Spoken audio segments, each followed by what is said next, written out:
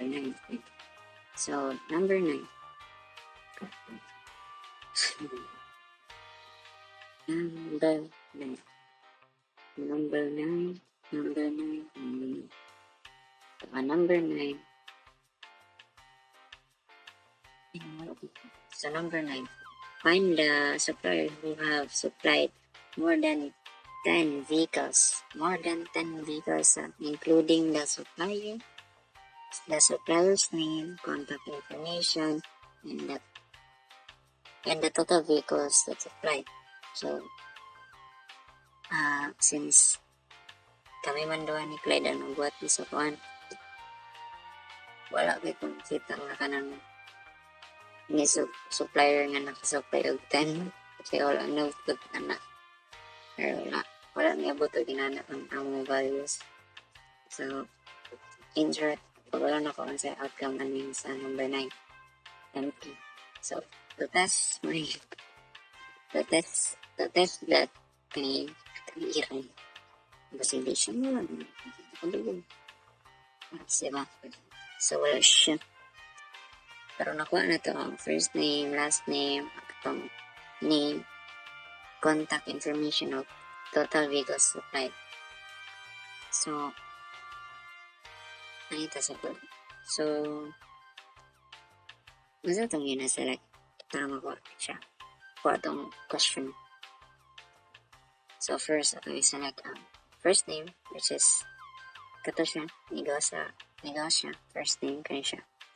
Second is last name, then contact numbers. Pero, then third is contact numbers, then the fourth dayan is kanang count. Imong i-count siya, i-count niyo mo siya katong naa sa VD, itong vehicle details as total, ay imo rin siyang rename niyo mo siya as total vehicle supply. Then, what's after that? So, after i-retrieve na to ang atong mga data sa kaning duha table, which is the suppliers, o kaning vehicle details. Then after then anang nakuha na nimong duha, or imo na nakuhaan siya, imo din na siyang i-join using the join, or i-link nimo ang duha ka table based siya sa kaning supplier ID. So after then na i-group by nimo sa supplier ID, kay it groups all the data together for each supplier using a unique supplier ID. Yes, for each supplier, all the vehicles will be counted. So tanan supplier ang ilang vehicles ng supply count. So there na din makuha ng interesting part. Ano siya, kasi simple naman siya kaning ikan sa select, parang sa front, join, and group, kaning having count. So kaning sa having count, this filters the katong group by nato.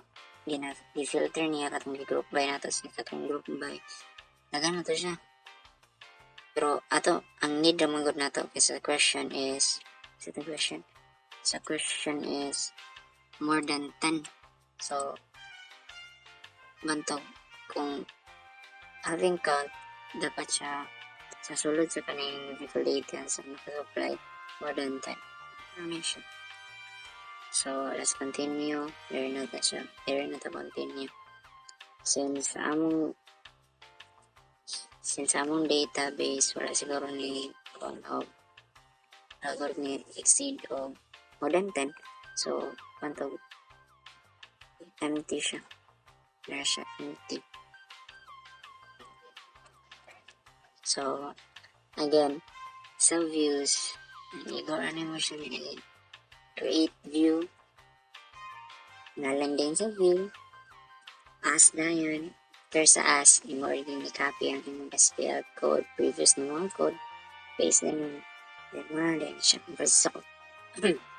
And sa stored procedure, same Japan, kay delimiter, do ka $sign, delimiter, closing nimo, semicolon, begin, create procedure name, which is ang sa pangalan sa procedure, which is get supplier condition, begin, then end, ito rin mo code sa SQL. So, ato i-call, try na to call. Na naman na siya direct route. Try na to call. So, supposedly, kung i-call na to siya, magawas na kung ka.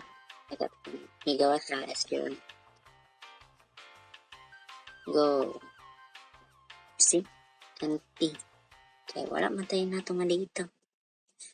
Empty ang result sa data na to. So, correct na to siya.